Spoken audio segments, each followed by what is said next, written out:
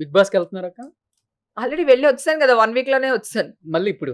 మళ్ళీ ఎందుకెళ్దాం? ఏది బిగ్ బాస్‌కి ఒకసారి వెళ్తే ఇంకెళ్ళకూడదు ఉందా ఏంటి? అలా అని కాదు బాబోయ్! నా మెంటాలిటీ‌గా బిగ్ బాస్ సూట్ అవ్వదు. ఆ చిన్న చిన్న గుంటల చేత లేకపోతే చిన్న చిన్న పిల్లల చేత మాట పడలేం మనం. ఇప్పుడు మంచి పీక్‌లో ఉన్నారు కదా మీరు. అహా! టీఆర్పీ పీక్ రేటింగ్ పీక్‌లో బావుంటుంది. అదే ఇప్పుడు చూసావా? ఇప్పుడు కూడా నీ టీఆర్పీ తగలయ్యా. నేను దానికోసమే చెప్పేది చంపేస్తున్నా. నేను చెప్పేది షోల గురించి. షోల గురించి అయినా సరే ఎనీథింగ్ ఏదైనా సరే మనకి ఇంకా అంటే ఫామ్‌లో ఉన్నోళ్ళనే ఈ పిలుస్తారు కదా వాళ్ళు. ఈ స్టేజ్‌లో కరెక్టే గాని హ్మ్. ఈ స్టేజ్‌లో మనం వాళ్ళ చేత మనం అనిపించుకోలేము. మనం కష్టం. వాళ్ళని అనలేము. అవును. ఓకేనా? సో, అప్పుడు కూడా నేను చాలా పెద్ద డిప్రెషన్‌లో ఉన్నాను బిగ్ బాస్‌కెళ్ళాడప్పుడు గూడా. హ్మ్. ఆ డిప్రెషన్ వల్ల బిగ్ బాస్‌కెళ్ళాను నేనప్పుడు. ఓకే. అసలు సినిమా ముందు ఫోన్‌లు ఉండకూడదు నా దగ్గర.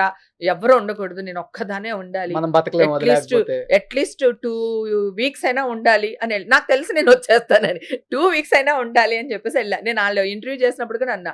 ఓకే. ఒక 2 వీక్స్‌లో వచ్చేస్తానండి నేను. మీరేం కంగారు పడక్కర్లేదని చెప్పా. డాక్టర్లు వీళ్ళందరూ వస్తారు గదా! ఒక్కొక్కళ్ళు ఒక్కొక్క స్టేజ్ మాట్లాడుతూ ఉంటారు. వాళ్ళతో కూడా చెప్పేసా నేను 2 వీక్స్‌లో వచ్చేస్తాను అని. ఓకే.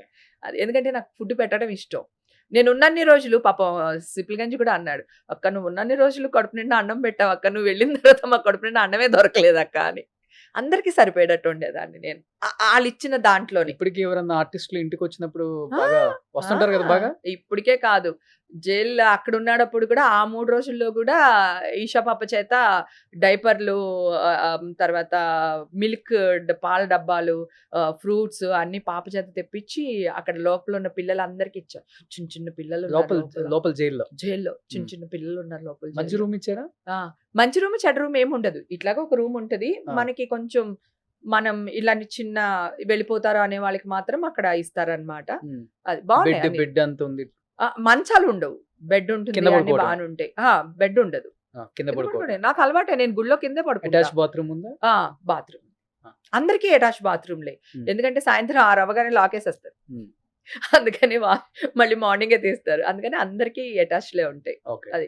కానీ అక్కడ ఫుడ్ కూడా చాలా బావుండింది. అందరూ చాలా చూసుకున్నారు. అక్క, అక్క, అక్క, అక్క అని చెప్పి అందరూ ప్రేయర్ తెలుగోళ్ళే ఉన్నారు. చేసేసారు. తెలుగోళ్ళున్నారు. తెలుగోళ్ళున్నారు, కన్నడోళ్ళున్నారు. హ్మ్. అందరూ ఉన్నారు.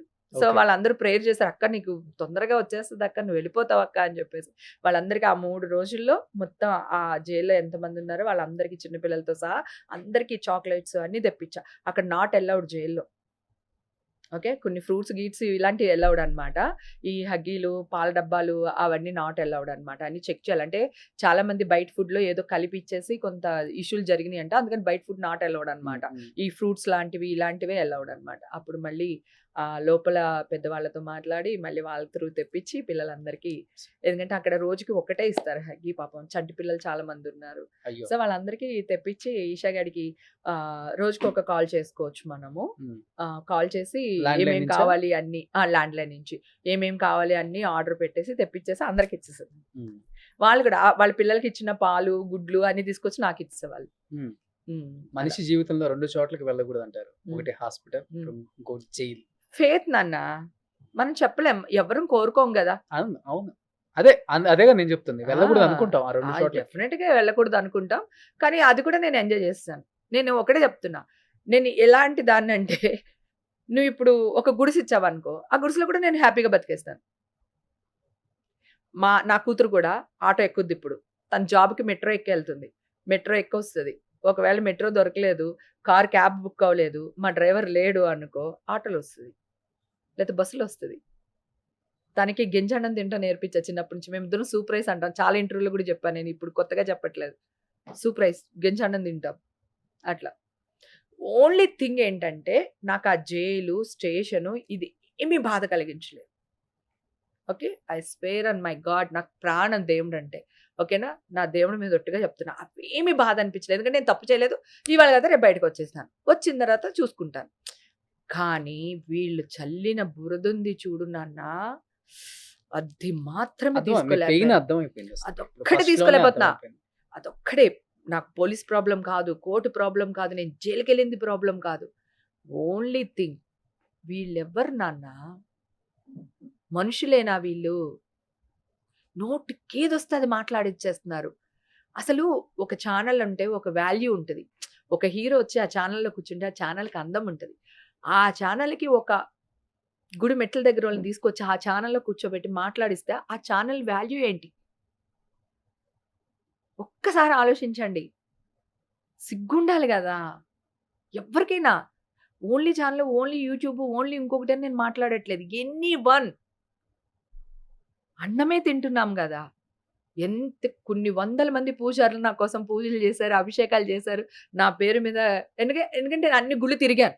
సో అక్కడున్న పూజారులు కానీ, అక్కడున్న బోర్డు మెంబర్స్ కానీ, ఎవరైనా సరే ఎనీ టెంపుల్ అందరికీ నేను తెలుసు. నా కోసం అభిషేకాలు చేయించారు, పూజలు చేయించారు.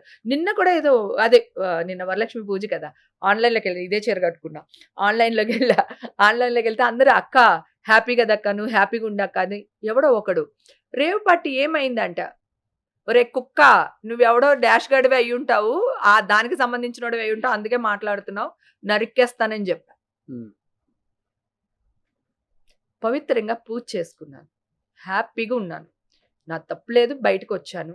నాకు నీకు అది పంపిస్తాను, అది నాది నెగిటివ్ సర్టిఫికేట్ వచ్చింది, అది నిన్ను నమ్మమని చెప్పట్లేదు. ఓకే, నేను టెస్ట్కి రెడీ అని చెప్తున్నా. ఓకేనా? సో అందరూ ఆన్లైన్లో అక్క వదిలేయక్క, వాళ్ళేంటక్క, ఇట్లానే వచ్చినాయి మొత్తం కమెంట్స్ అంతా. నువ్వు చాలా లక్ష్మీదేవిలా ఉన్నావు, యువర్ లుకింగ్ సో బ్యూటిఫుల్, నువ్వే అమ్మవారిలా ఉన్నావు, ఇట్లాంటివన్నీ. దాని మధ్యలో ఒక ఎదవ ఇట్లా పెట్టాడు. ఆడెవడై ఉంటాడు చెప్పు? మన డాష్ గడై ఉంటాడు. అలా సో తప్పు ఉంటాయి కదా, అన్ని ఉంటాయి. అంటే ఏం లేదన్నా, ఎంతో చూసారక్క మీరు, సమాజాన్ని ఎంతో సమాజాన్ని చూసారు. చిన్న వయసులోనే ఇండస్ట్రీకి వచ్చారు, సక్సెస్ ని ఎంతో పెద్ద సక్సెస్ ని చూశారు. సో 35 years లో ఎటువంటి మచ్చ లేదు.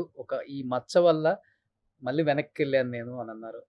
సో ఈ మనిషి అన్న తర్వాత మనిషికి కష్టాలు రావాలి, ఆ కష్టం తర్వాత లేస్తాను చూసావా, అదే జీవితం కదా, గుర్తుపెట్టుకో. అది కరెక్టే, నేను కాదనట్లేదు. కష్టం వస్తే పర్లేదు, ఓకే, కష్టపెట్టేవాడు ఉంటాడు డాష్ గాడు, ఏదైనా ఒకటి అంతే. ఓకేనా? నువ్వు లేస్తావు అన్న నమ్మకం అందరికి ఉంది. నమ్మకం అందరికి ఉంది. లేదు ఆల్రెడీ అప్పటి నుంచి లేచిపోయాను. వీళ్ళకి చెప్పలేకపోతున్నాను, నన్నేమో ఫ్రెండ్స్ రానివ్వట్లేదు మీడియాకి, నేనేమో వచ్చేయాలి, ఒక్కసారి ఫైట్ చేసేయాలి, అప్పుడు నాకు మనశ్శాంతిగా ఉంటది. వీళ్ళందరి మీద పరువు నష్టం దాబాలు వేసేయాలి, క్రిమినల్ కేసులు పెట్టాలి. సో అది పెట్టేస్తే నాకు నా పని అయిపోతుంది. A to Z మాక్సిమం ఈ పాడ్కాస్ట్ అని చెప్పేశారు, ఇంకేం చెప్పడానికి కూడా లేదు. ఆల్మోస్ట్ అన్ని చెప్పేసినట్టే, నీ ఆనందాన్ని, నీ బాధని. ఆల్మోస్ట్ సుమన్ టీవీలో మీ పర్సనల్ అండ్ బిజినెస్ ప్రమోషన్స్ కోసం కింది నెంబర్కి కాంటాక్ట్ చేయండి.